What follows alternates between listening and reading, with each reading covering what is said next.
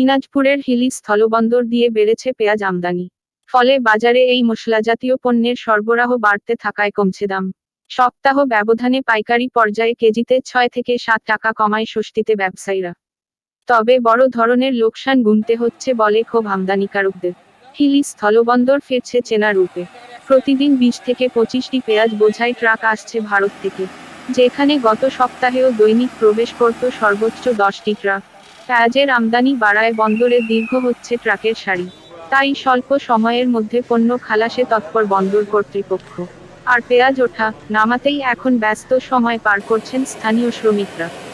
অভ্যন্তরীণ বাজারে বেড়েছে এই মশলাজাতীয় পণ্যের সরবরাহ, ফলে কমতে শুরু করেছে দাম।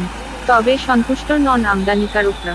হঠাৎ সরবরাহ বেড়ে যাওয়ায় প্রতি ট্রাক পেঁয়াজে বড় ধরনের লোকসান গুনতে হচ্ছে বলে ক্ষোভ জানান তারা। চলতি সপ্তাহের প্রথম 3 দিনে হিলি স্থলবন্দর দিয়েই 1831 টন পেঁয়াজ আমদানি হয়েছে।